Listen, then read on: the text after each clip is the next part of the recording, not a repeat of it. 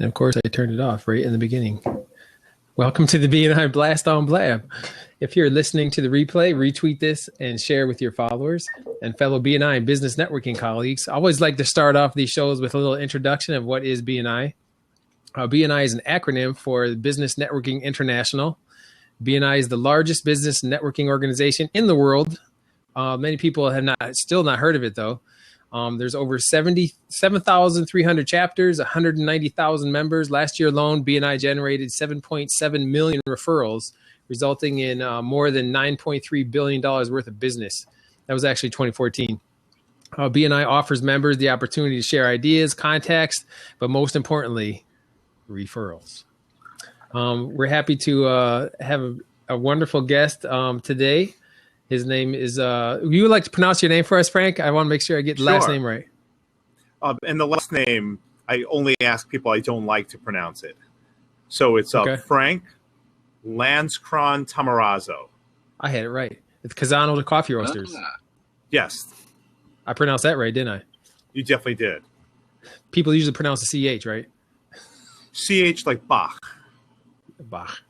So it's Hebrew, and we could talk about that. But it's a combination of a chazan, a cantor.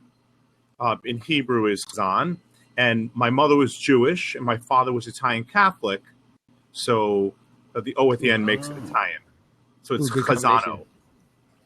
Well, Frank is a member of the BNI Greater Royal Oak of Ferndale, Michigan, and the owner, founder, and master roaster of Chazzano Coffee Roasters, an award-winning coffee shop in Detroit, Michigan. Frank is also the founder of God and Coffee Consulting, LLC, has consulted numerous business owners on how to grow their businesses. He's also the author of God Cries and An Angel Loses Its Wings. I love that title. And you don't want dessert, do you?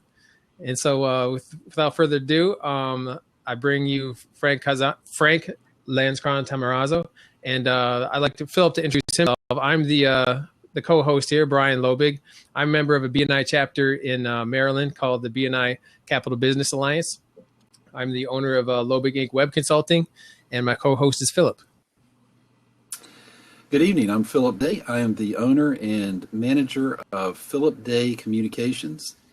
And I want to say that tonight, yes, I'm a copywriter. Yes, I do marketing and websites and all that kind of thing. But tonight, just consider me a gourmet coffee lover. And that's my real one tonight because we're talking to Frank, and I'm excited about this because I love coffee. And I tell you what, Frank, I cannot wait to hear what you have to tell us. Well, before we get started, I'd like to remind people to tell a little bird or tweet this out. If you're watching from a computer, and you're logged in with Twitter, on the top left-hand side of your screen, there is a little tweet button. There's also a post to Facebook to tell your followers to get a little extra people hearing about this. And that is my little promotion at the beginning of the meeting. And Frank, tell us a little bit about your business, how you got started. So right now we've been in business over 6 years. And we win Best Coffee Shop in Detroit every year, Best Tea Shop in Detroit 2 years in a row. And we roast coffee fresh to order for about 220 wholesale accounts all across Southeast Michigan. And my goal when I first started was it really bothered me when I went out with my wife. We spent a lot of money on an awesome meal and great customer service.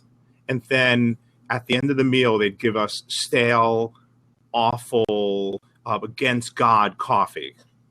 And so it really bothered me. And so that's why I started Chazzano Coffee Roasters.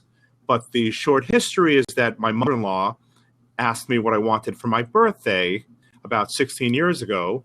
And I said, please send me about $100. She's an awesome mother-in-law. And I bought a coffee roaster, and I roasted my first batch of beans. And it was Costa Rica Tarrazú from the Santa Laura region. And it was the best cup of coffee I ever had. It was nutty. It was chocolatey. It made me smile. And then I started getting tens of pounds, hundreds of pounds, thousands of pounds of coffee in my garage. and roasting every night, kissing my wife and my children at 10:30 at night when I came home from my job as a cantor in a synagogue in New Jersey, Farmington Hills, Michigan, in Illinois. And after about 10 years of doing that, I said, life is really short. Time to do something that's going to really bring joy to my life. I had been roasting coffee for 10 years, been obsessed, and it brought me joy. So we started in October of 2009. And Wow. We roast coffee for Whole Foods and 200 other accounts all across Michigan. And then when I first started, so BNI, we must talk about BNI tonight, but BNI in Greater Royal Oak in Michigan, it's actually in Pleasant Ridge, has produced over $600,000 of closed business for me in 7 years. So, and my BNI chapter, it grosses over $1 million in closed business, and therefore each seat is over 20 grand. So it's been an awesome, it's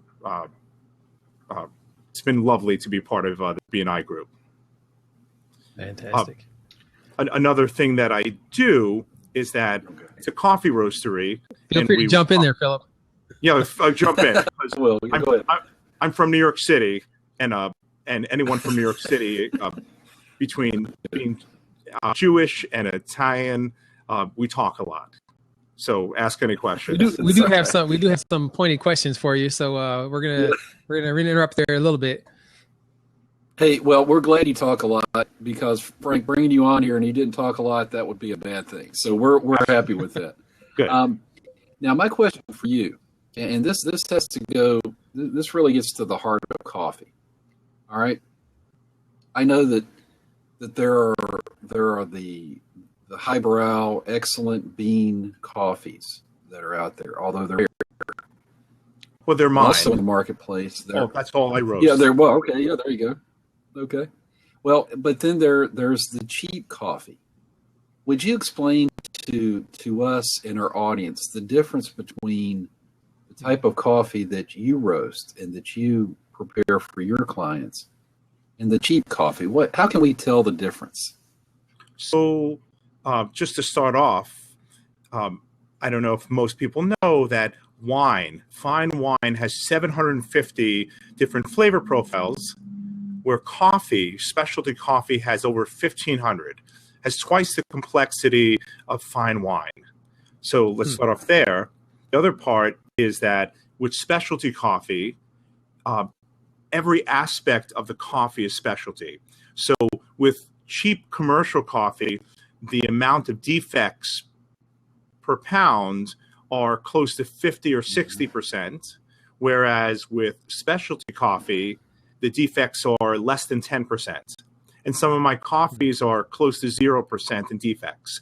And defects can be overripe beans, underripe beans, blackened beans, beans that are also insect damaged, and all of that. In addition, it has to do with the freshness of the green beans. So cheap commercial coffee is often 3-4 years old. You get really nice cheap coffee that way. But other aspect is roasting it fresh to order. So we take coffee off of the shelves of specialty markets that are that have not been sold over 3 or 4 weeks, because after coffee is roasted, 3 weeks afterwards, it starts getting stale. So it's not it's against God to drink coffee like that. And so we take it off the shelves, buy it back, give it to homeless shelters and low-income housing, because it's not fresh enough for us. It's better than most of the coffee on the shelves, but that's that's really the big difference between a place like Chazzano Coffee Roasters and a place that's not like that. Very good. Okay. One of the things I want to mention to our listeners, if you have a question for Frank, you can type it in the chat. You type a / and then a capital Q, and then a space, and then type your question, and we can that'll show up to us as hosts, and then we'll be able to show your question on the screen as well. So feel free to ask any questions that you might have of a master coffee roaster. My question for you is, I'm curious also about your book writing. Like it's usually when people start an entrepreneurial business, it pretty is all consuming, but you've actually had enough time to write not one book, but 2 books. And so what was the inspiration for your book writing? Part of when I started my business is that I spent time with lots of other business owners, and we have over 200 vendors that we work with.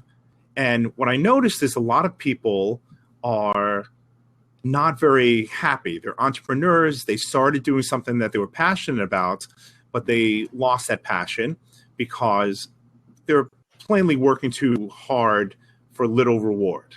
And so I really started the business with the idea that how do I kill myself off from the business? And how do I to really delegate and create a business that runs on its own. So that's one aspect of that. I've always loved to write. And so one of the big things that we do here that is central to Chazzano Coffee is networking. And it brings us to BNI again. But my first book is called God Cries and an Angel Loses Its Wings, because that's what we say when people ask for cream or sugar in my cafe. That you know what happens if you put cream or sugar in my coffee. God cries and an angel loses his wings. And I'm only half joking with that. So, but the reason why I said that is because the whole idea of the book is how you create community in your business, getting to know your customers, getting to know their lives, what do they do on the weekend. If someone goes on their boat every Saturday and I know that the next person that comes in and asks and tells me that their target market is boat owners, I can connect them. So I have such awesome, delicious power as a coffee roaster and a cafe owner that I can connect people like that. That is fantastic. One of the things that comes to mind when you say that, that's really leveraging the power of your business for a greater good, like making those kind of business connections through the vehicle of your coffee roasting business. I think everybody has that opportunity of making those kind of business connections, but the fact that you've like consciously recognized that and then actively pursue that is such a giver's game philosophy that you just incorporated into your own business. It's just wonderful. And the reason why I did that is because when I first started BNI, I was clergy, and I never asked anyone what they did for a living, how much money they made. I never asked about target market. I asked about how's your grandma feeling? How are your children doing in school? I cared about the family. And so I knew no one when I first started the business. And friends, after I got visibility and credibility with that, started introducing me to different cafe owners and restaurant owners.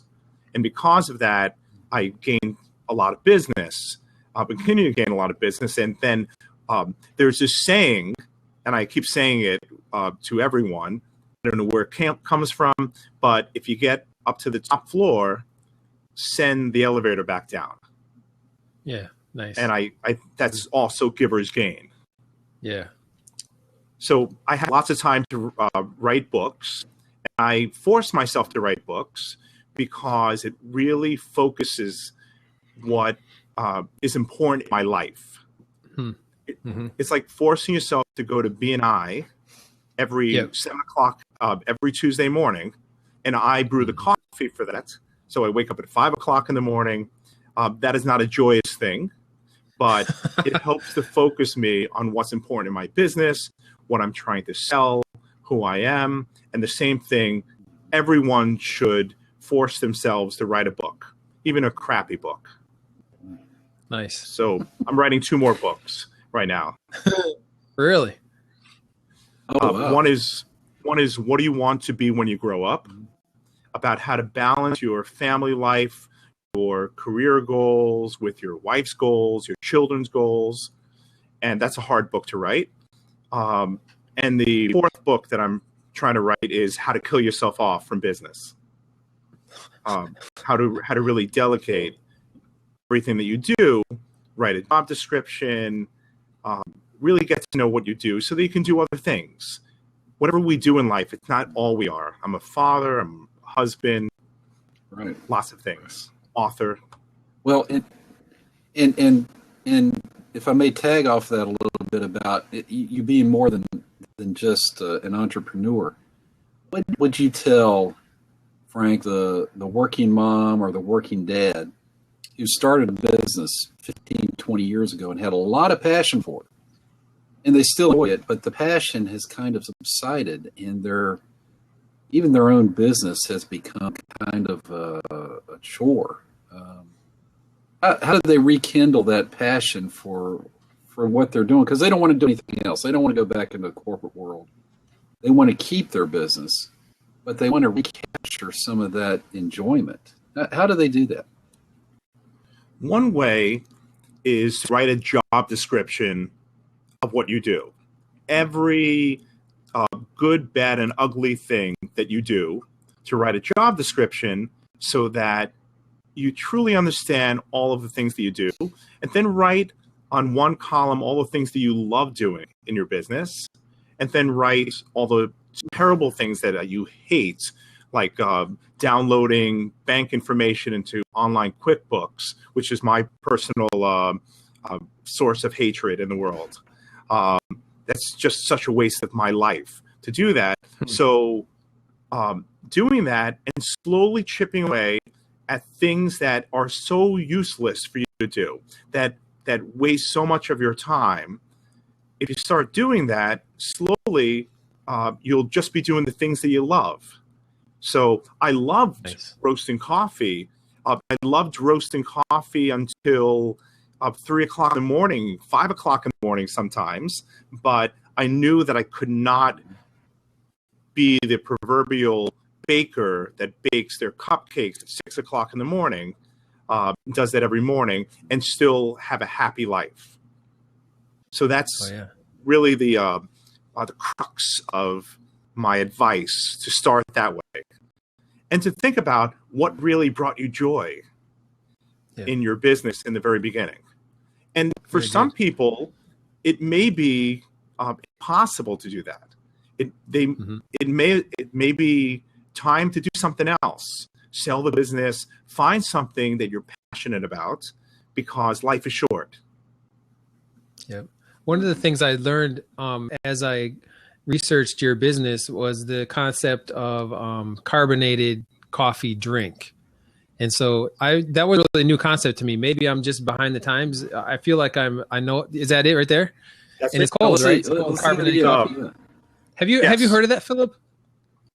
No, I haven't. Carbonated coffee? Cold carbonated coffee, different flavors. So I would love for you to explain to this audience, because I'm sure we're not the only ones who have not heard of this phenomenon. Is where did that come from, and how long have you been doing it, and what is the draw there? So my Italian grandmother, Mary Tamarazo, of blessed memory, she died when she was 99 a couple of years ago. She had a 2-floor walk-up, and on the East Coast, there was an espresso coffee soda called Manhattan Special Espresso Coffee Soda. And it had molasses, sugar. It's still around. And it was actually, the factory is around the corner from my grandmother. My lovely grandmother, who I love dearly, would ask me to bring up 2 cases of this soda. Even when I was 7 years old, I was bringing up 2 flights of stairs, and loved it, and she loved it.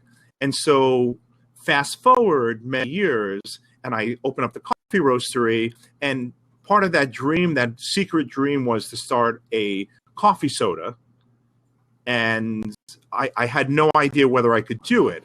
The problem is, just as I told you, God cries and an angel loses his wings if you put sugar or cream in my coffee. I didn't want to do that. So I experimented and saw and tried to find out a formula so I wouldn't have to put sugar, additives, or any preservatives. So there are 2 sodas. One is Brooklyn Born coffee soda. I have some next to me right now. That is just carbonated cold brew coffee, iced coffee carbonated, and it's delicious. It's awesome. It's chocolatey. It has incredible head retention, like a craft beer, and it looks like a craft beer. And the possibility is and we're bottling now in 12-ounce bottles. So we've done that for about a year and a half that we've had it on draft. A couple of months we've been bottling it, bootstrapping it here in the cafe. I have 1,200 square feet of space, and we're roasting for 200 wholesale accounts, making coffee soda. We're a bit insane. But the second do you sell soda that on, that we do have... you sell that on your website? Are you delivering? Not yet. It's coming soon. Okay. We ship all across the country. Let me see. So give us a call. We'll ship you coffee soda. Yeah, I'm going to do that. We've been, wow. and you can't get. It's something very, very cool. But the other soda is that something you invented? Is that because I've never heard of that? Something. It really is because there's nothing else out there like that. I almost want to make my own bad coffee soda so that I have some competition. That would truly be unethical. I need a Pepsi to my Coke right now. Nice. The other thing that's not available is we have a fruit of the bean cascada soda, which is the fruit of the coffee bean, dried as tea, and then brewed as tea, and then carbonated. So that's another cool beverage. I have that too. I'm stocked up for the interview. Wow, very good. Amazing. All right, well let's. I'm about to ask you another question here, but before I do, I want to encourage our audience that if you have any questions, all you have to do is type /Q in the chat and ask a question, and we'll be happy to try to get them in before the end of the show. Frank, let's move to BNI. Now, you're a busy man. You got a big business going on here. You've got kids and a wife and your own community. How can you, with all those responsibilities, how do you make BNI worth that hour and a half that you take every week to do it? I mean, that's a lot of time to take out, and you live in the Beltway area, so you got to drive to it and everything. What makes it worthwhile?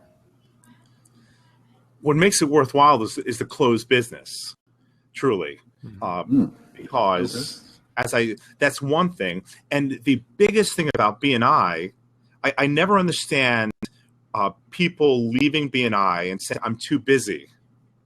I'm leaving BNI. That drives me crazy. Because it's only an hour and a half a week, and you have this awesome, unique opportunity to train 40 other people to sell for you. You don't have to pay them. They're free. And the possibilities, so one person selling for you as a commercial plumber, they're dropping coffee off at their client's house. Another one is giving gift boxes to her mother in Florida. You have so many different opportunities to sell your product. So anyone who has a great BNI and ever decides to leave, unless they're leaving their business, there's something wrong with them. So being in BNI actually helps me live a happier life and a freer life. I don't have to be out there selling. I'm not, the business is at this point is coming to me. Wholesale accounts, new people coming off the street, because my BNI friends have said, Frank has the best coffee around. There are coffee flights, you can drink for the cycles, even coffee soda on draft. And once they say that, I don't have to sell, and they become my customers for life. So BNI, it is painful to wake up at 7 o'clock, 5 o'clock in the morning. I will not lie about that. Every Tuesday, I rue the day that I decided to go into BNI every morning on Tuesday morning. But it's making money, and it's creating a better life for myself and for my family. I'm always curious about for people who are BNI members. For those of you who are new to the broadcast, we call this the BNI Blast on Blab. because we're always interviewing successful and entrepreneurial BNI members. BNI meaning Business Networking International. You can check that out on BNI.com. Stephanie can put that in the chat. But I'm always curious about how people first heard about or found out about BNI, because for me it was only like 2 years ago. I first learned about it 2 years ago, and through a web broadcast, and then I looked for the one that's closest to my house, and so it's like 5 minutes away, and I just joined that one because it was so close, and it's been a life-changing experience for me. But I'm curious about both you guys, both Philip and but we'll start with Frank first. Like, how did you first learn about BNI? How did you hear about it? A best friend of mine introduced me to it. It was I first started. I hung out my shingle. I didn't have the cafe yet. I had a small warehouse in Farmington Hills, 190 square foot, and started my business and knew no one.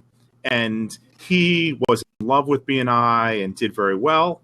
And he introduced me to someone else, a commercial realtor in BNI. And I visited once, and it was the best. It was the best experience because I brought coffee. I always bring coffee every morning and cater the BNI, the best BNI around, really, because of that. And it was very clear why I should be part of BNI. Yeah. How was that the closest one to you? How close was that to where you live? That BNI? Very close. It's about 10 minutes away. And I'm from New York. So if it was 45 minutes away, that's right. If it was 45 minutes away, it would still be close enough. Yeah. How about you, Philip? Sure. Well, I heard because of you, Brian. I had never heard of BNI. I forgot. And yeah. Brian said, "Hey, look, there's a networking group that meets in Charlottesville. You ought to go to it." And I was like, "Ooh, okay, let me check it out." I was a little reluctant because I just didn't know what to do. But after I met a few weeks and got to figuring out what we were doing, it really has become a part of my life that I enjoy. I enjoy getting out Wednesday mid-afternoon or afternoon and doing it and getting to know, really build relationships with all my fellow BNI members. I've built some wonderful friendships from this. And of course, both receiving referrals and giving referrals. It's in the advice, and I'm giving a presentation in a few weeks. I mean, I highly recommend it to most entrepreneurs who have the time to do it. The other part of BNI is getting out of your comfort zone of joining leadership, Yes. being the president, the vice president. I'm currently education coordinator every week. So forcing yourself to do things like that really help you grow as a business owner and as a person. Mm-hmm. Very good. All right, well, we've come to the end of our 30 minutes. If anybody has any questions, this is your final moment. And I think I'll have Stephanie just put your contact information. What would you say, Frank, is the best way for people to contact you? Go to chazzanocoffee.com. That's one aspect. And our phone number is there, website. But like us on Instagram, Chazzano Coffee Roasters, on Twitter, Chazzano Coffee, and follow us on Facebook too, Chazzano Coffee Roasters. And you'll be able to find out. That's one of the things I really like about your business too, is like you're connected everywhere. You're social savvy. Mm-hmm. I mean, you figured out this blab process very quickly. It really helps grease the wheels of a business if they're just kind of, if they can connect with people wherever they are.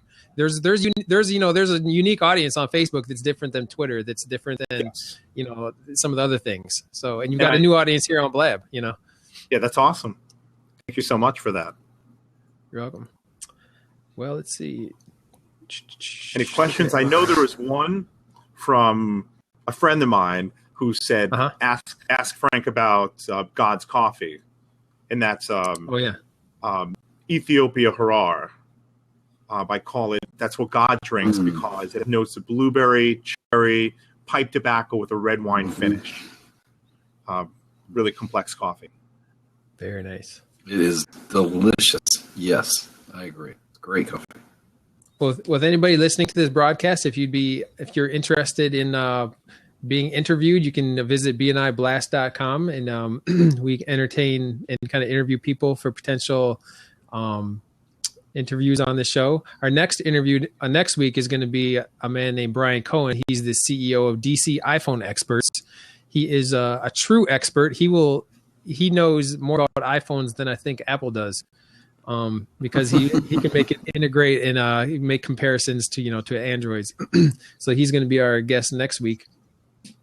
And I'd also like to thank as a little thank you credit for Stephanie, my co-producer of this show. She does all the behind the scenes work. She helped make sure that Frank was set up on his for the Blab show and testing out his mics and everything. And then she also really, she is awesome. She really is what makes this show happen. Philip and I do the easy part, just come online and ask great questions of a great presenter. But she promotes it, follows up with it. You'll be getting a follow-up email from her, with the link to the YouTube broadcast. And so a special shout out to Stephanie Montenegro. You want to come online, Stephanie, for a second and just say hi? Here she is. Hello. Stephanie, our former intern, now entrepreneur. So we are Stephanie, it's just great having her as part of our business. Yes. Thank you so much. But you know what, Frank? He was all over Blab before, he, one of the most prepared guests, definitely. So thank you, Frank, for making it easy. Very good. He's probably doubly prepared from the SEO guys last week, where they're all technology, but Frank was even more prepared than the technology guys. Yeah. And truly, what I do is I spend my time also studying Mashable. Every time there's a change in the algorithm with social media, I find out what is Google leaning towards. Are they blogged or something else? So it's important for my business because just like BNI, it really makes us money and helps grow our business by on every social media site. Very good. So I'd like to do hopefully a little outro music, better than I did the intro music, with Drew Gibson. He is a local blues, a DC area blues musician, and he's given us permission to use his music on our broadcast. So I'd like to do a little outro music with Drew Gibson. This is one of his songs called "Here in the Evening."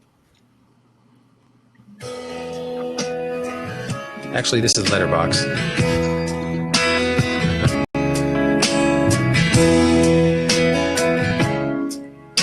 This has been a production of the BNI Blast Lab. Catch us next week as we talk to Brian Cohen of DC iPhone Experts.